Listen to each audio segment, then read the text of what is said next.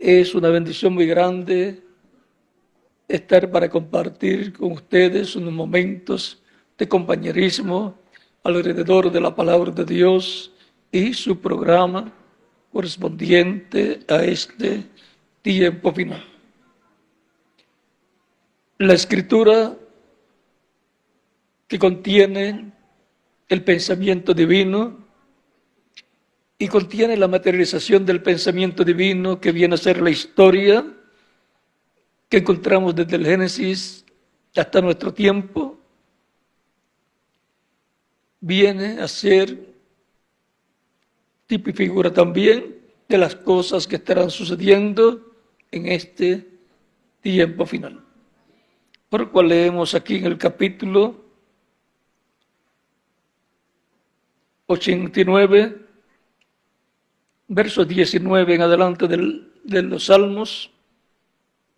Salmo 89 dice, versos 19 en adelante: entonces hablaste en visión a tu santo y dijiste, he puesto el socorro sobre uno que es poderoso. He exaltado a un escogido de mi pueblo. Hallé a David, mi siervo, lo ungí con mi santa unción. Mi santo o mi mano estará siempre con él. Mi brazo también lo fortalecerá. No lo sorprenderá el enemigo.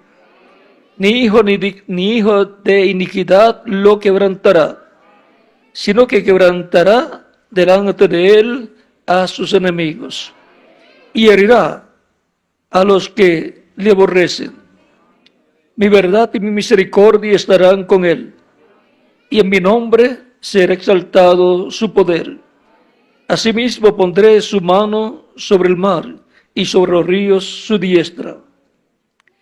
Él me clamará, o sea, él me clamará, me dirá, me llamará. Él me clamará, mi Padre eres tú. Mi Dios y la roca de mi salvación. Yo también le pondré por primogénito, el más excelso de los reyes de la tierra. Para siempre le conservaré mi misericordia, y mi pacto será firme con él. Pondré su descendencia para siempre, y su trono como los días de los cielos.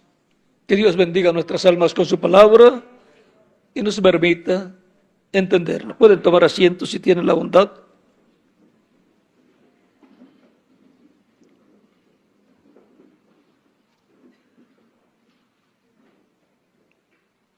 David ha venido a ser el rey más importante que ha tenido el pueblo hebreo. ¿Por qué?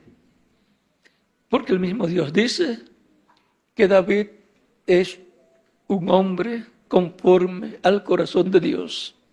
Eso no lo dijo de Saúl, ni lo ha dicho de otra persona, ni siquiera de Salomón, porque su corazón al final de su tiempo, de su vida, no fue recto delante de Dios, pero el de David, todo el tiempo. Por eso le fue hecha la promesa a David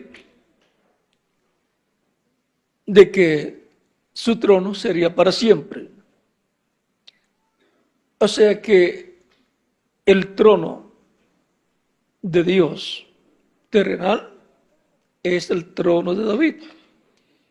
Y que un descendiente de David siempre es el que ocupará el trono de David.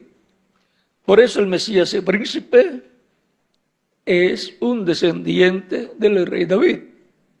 Así vino en su primera venida, como un descendiente del rey David. Y ahora, todos Los que nacen en Cristo, de Cristo, nacen de un descendiente de David. Y ahí tenemos la línea de David, heredera del reino de David. Cristo con su iglesia. Por eso son reyes y sacerdotes. Y ahora el rey David es de figura de Cristo. Y por esa causa, él está mencionado en la Escritura. Y cuando se habla del reino de Dios en la tierra, se habla del reino de David. Es que el reino de Dios en la tierra es el reino de David. Y el trono de Dios en la tierra o terrenal es el trono de David. Por eso cuando más adelante, antes de morir, el rey David, digamos cuando tenía 70 años, porque a los 70 años murió joven, y él colocó a su hijo en el trono. Y siempre, eso es lo mejor que se puede hacer estando vivo, colocar al heredero en el lugar que le corresponde, porque si no se van a pelear los hermanos por el trono. Ya sin todavía morir el rey David, ya se estaban peleando. Y ahora, el rey David, siendo tipo y figura del Mesías, vean, pasó por un sinnúmero de situaciones en su vida que después Cristo también pasó. Y otras que pasó el rey David y Cristo no pasó. ¿Saben una cosa? Corresponden a la segunda venida de Cristo.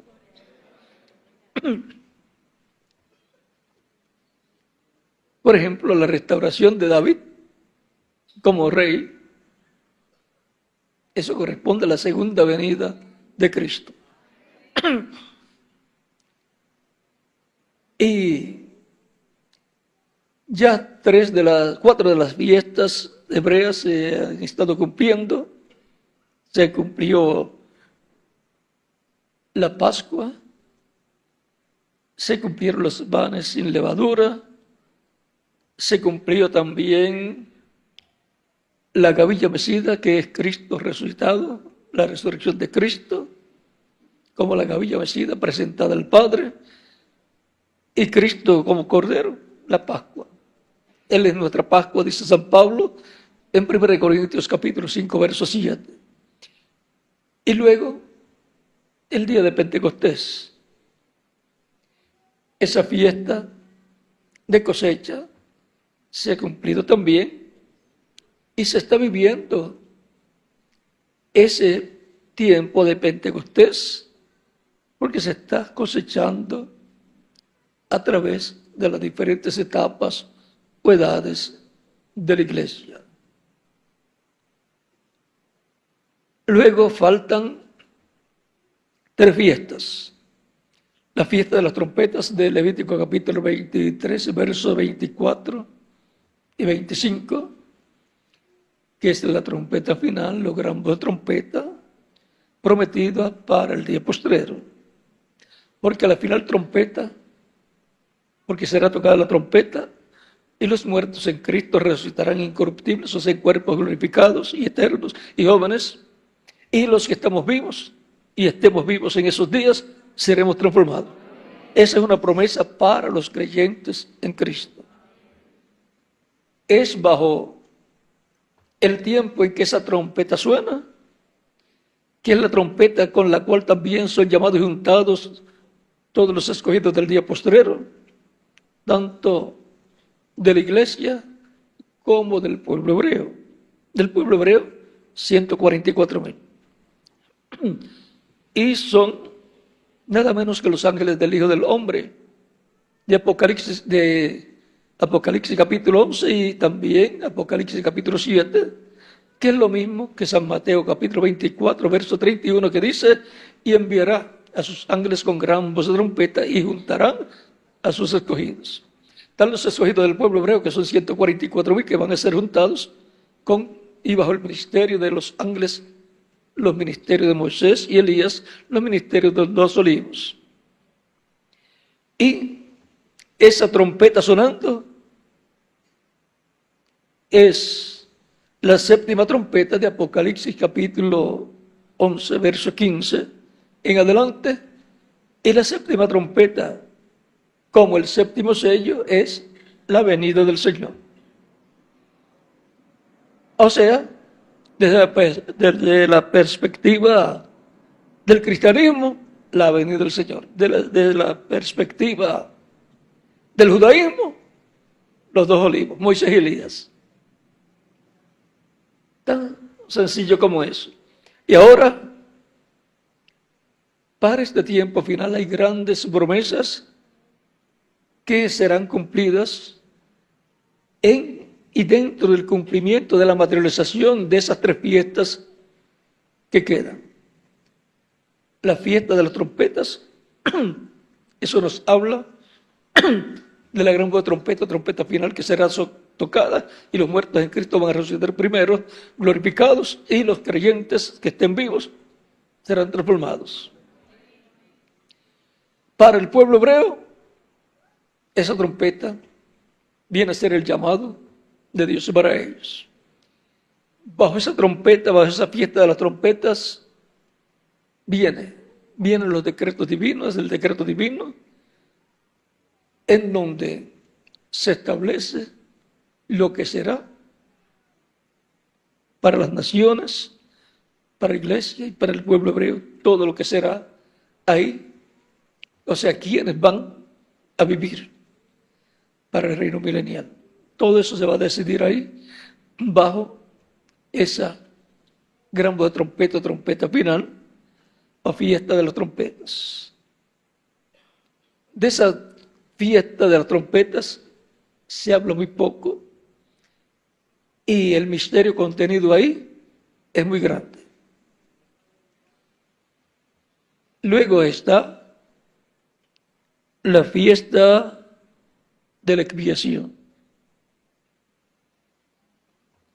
Para este tiempo final, con la fiesta de las trompetas materializándose, haciéndose realidad, porque aquellas fiestas son tipo y figura de las cosas que Dios llevaría a cabo. Hablan de eventos históricos, eventos pasados, los cuales son conmemorados en esas fiestas, y también hablan de eventos futuros, proféticos, que han de cumplirse. Dependiendo de lo que usted quiera ver, entonces usted tiene que colocar su vista. Si quiere ver lo que significa cada una de esas fiestas en cuanto a lo que sucedió, pues mira hacia el pasado, la historia. Si quiere ver lo que significa en cuanto al futuro, pues mira las profecías bíblicas que hablan del futuro, y bajo esas fiestas se cumplirán las cosas correspondientes a este tiempo final. El pueblo hebreo,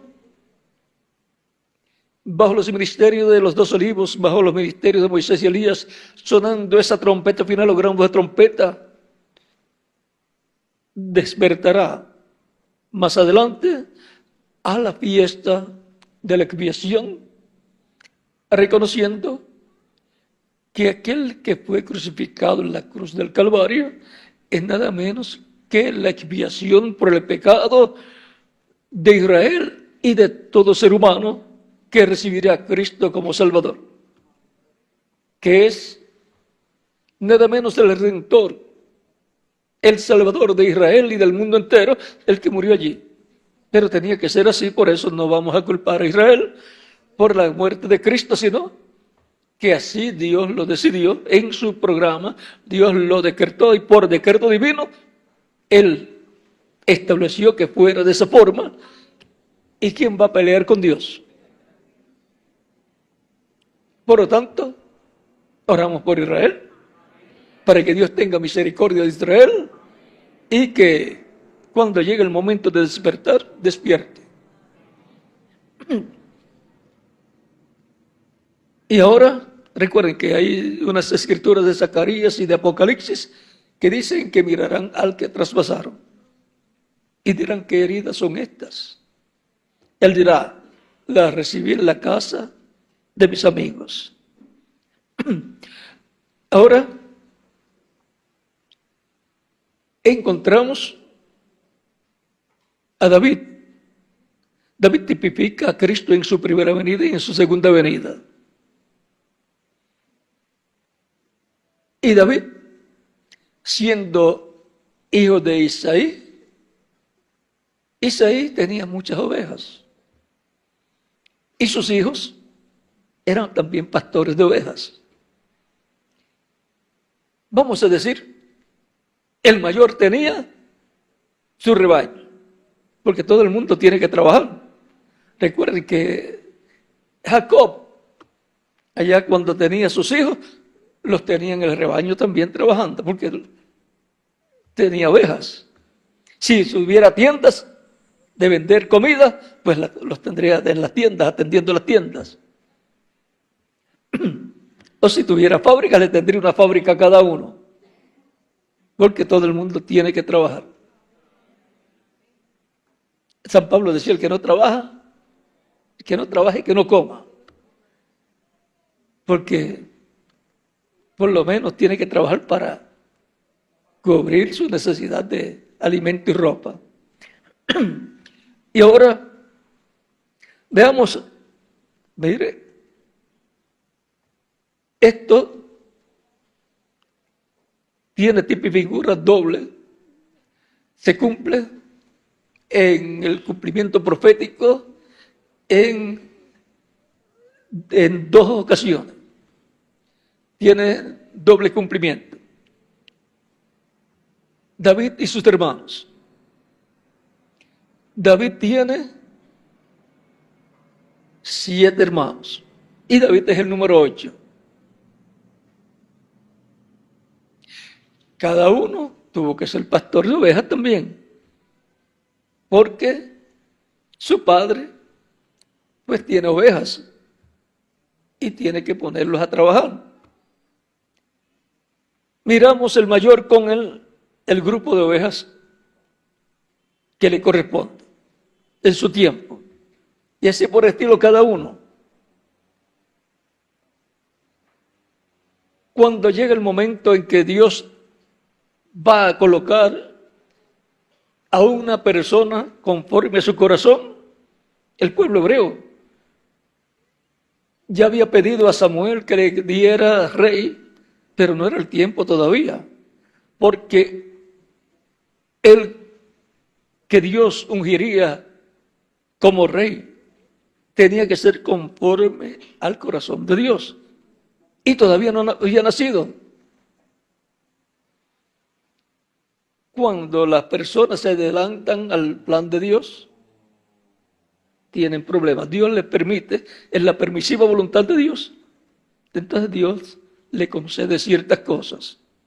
Pero en la permisiva, las cosas no salen tan bien como en la perfecta voluntad de Dios. Dios le dio rey Saúl cuando el pueblo pidió rey. Samuel estaba muy triste y muy molesto con el pueblo, porque Samuel sabía que Dios estaba reinando a través de los jueces, y Samuel era uno de los jueces y era sacerdote también.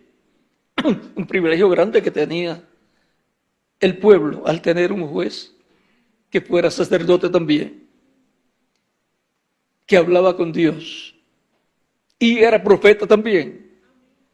O sea, tenía muchas cualidades importantes, pero ya estaba avanzado en edad y ya el pueblo decía: a este no le queda mucho tiempo, y sus hijos, no queremos que sus hijos hereden la posición de él.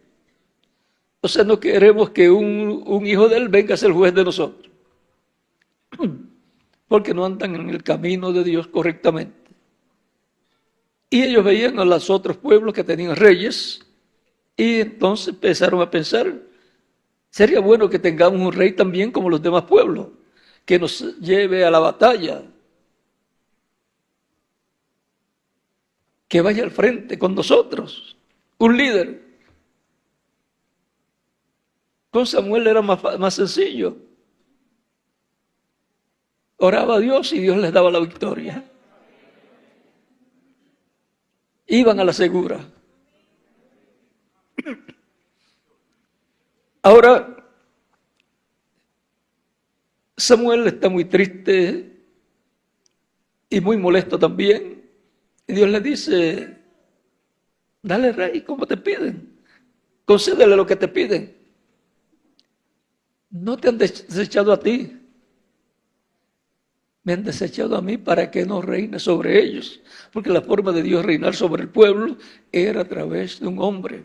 Dios reinando a través de un hombre, y eso es teocracia, la teocracia. Ellos quisieron cambiar la teocracia por monarquía. En la monarquía es un hombre reinando para Dios. Y lo pidieron antes de tiempo, pero Dios le dijo, concédelo. Le vas a dar una persona que reine sobre ellos, pero dile cómo es la monarquía. Los impuestos, los hijos son alistados para la guerra, militares, soldados, y muchos mueren en la guerra. Nadie quisiera que sus hijos vayan a la guerra, por lo tanto nadie quiere que haya guerra. Y le dijo todas las cosas, cómo iban a hacer. Con todo eso el pueblo quiso un rey, y Dios le mostró cuál. Tenía que ungir por rey, el cual fue Saúl, descendiente de la tribu de Benjamín, y hijo de Cis. Y cuando se encontró con Samuel, estaba buscando las mulas o burros, como que no era pastor de ovejas, sino de burros.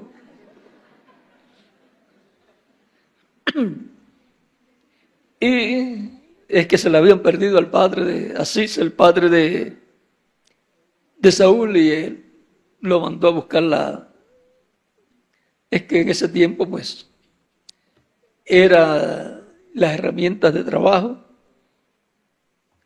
Y ya se encuentra con Samuel, y ya, pues, y Samuel le cogió cariño, lo amó y oró por él. Y Dios le dijo que esa era la persona. Cuando llegó donde Samuel, ya Dios le había mostrado cuál era la persona y que venía de camino. Era una persona alta, el más alto del pueblo hebreo le llegaba al hombro, así es que era bastante alto. Y luego, más adelante, pues no cumplió con todo lo que Dios le ordenaba y Dios lo desechó. Y luego le dice a Samuel, ve ahora allá a Belén y ya di que vas a ofrecerle a Dios sacrificio. Y llama a la familia de Isaí y a los hijos de Isaí para que estén ahí también. Y tú me vas a ungir a un hijo de Isaí por rey en lugar de Saúl.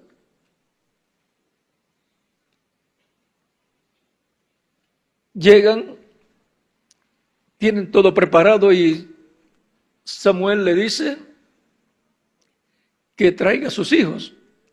Trae el primero, y Dios le dice Samuel dice, estoy delante de la presencia del ungido del Señor. Era una persona alta, y como Saúl era alto también, pues la corona pues le caía bien un cambio de corona, o se le hacía otra, pero le caía bien a ese hijo mayor de Isaí. Y pensó también, la primogenitura es el primogénito, le corresponde esa bendición. Pero Dios le dijo, ese no es. No mires su aspecto, no mires su altura. Ese no es. Yo lo desecho. sin todavía ungirlo, ya estaba desechado. Luego pasa, Samuel le dice, no tienes más. Pasa al segundo, Dios le dice, tampoco es ese. Pasa el tercero, Dios le dice, tampoco es ese. El cuarto tampoco es ese, el quinto tampoco es ese, el sexto tampoco es ese. Y cada uno fue pastor de ovejas. Y algunos quizás eran todavía pastor de ovejas. O sea que todo el entrenamiento que tuvo no sería coronado con la corona de rey. Y no aparece otro. Y Samuel le pregunta a Isaí, bueno, ¿no tienes otro hijo? Porque Dios lo había mandado a ungir uno y ya pasaron todos 7 y no veía otro hijo por ahí. Dice, sí, tengo otro, pero ese está en el campo allá. Está con las ovejas, pastoreando ovejas. Y era un jovencito. Y dice, no nos sentaremos a la mesa a comer hasta que él no llegue. El octavo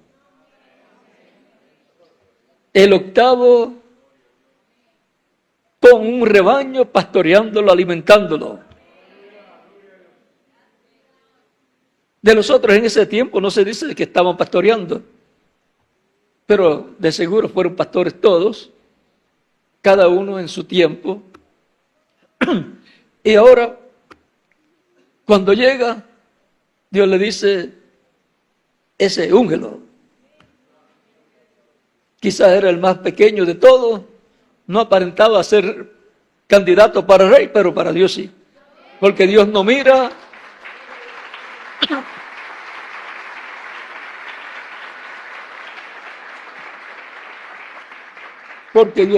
lo que mira el hombre. El hombre mira lo de afuera, lo exterior. Dios mira acá, en el corazón. Y tenía que ser un hombre conforme al corazón de Dios. Fungido como rey.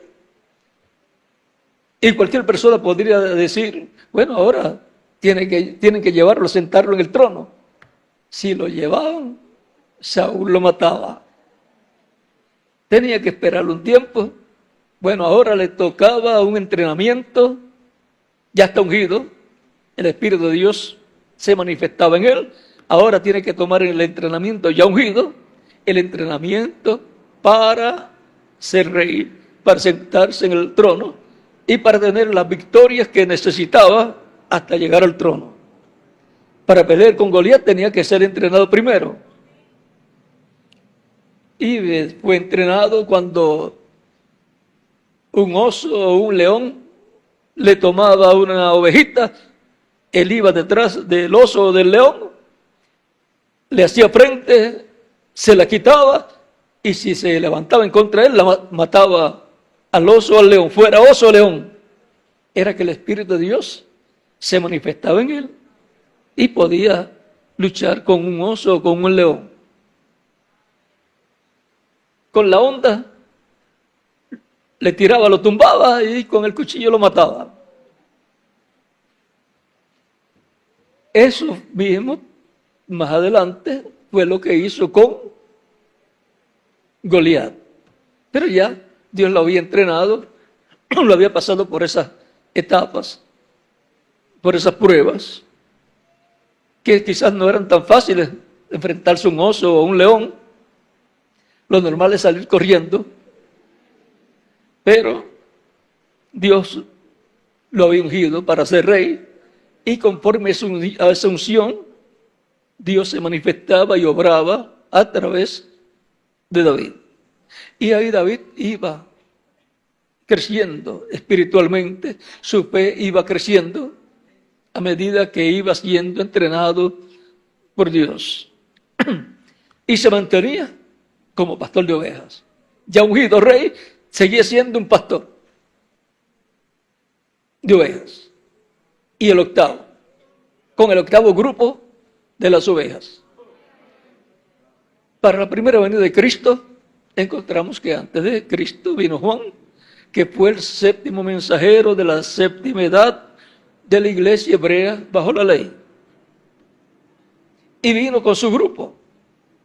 Pero después apareció Jesús, el octavo mensajero con su grupo, sus discípulos, ungido cuando fue bautizado, fue ungido con el Espíritu Santo allí, y de allí fue al desierto para ser tentado por el maligno, pasó diferentes pruebas, fieras allí también en el desierto, pero ángeles protegiéndolo.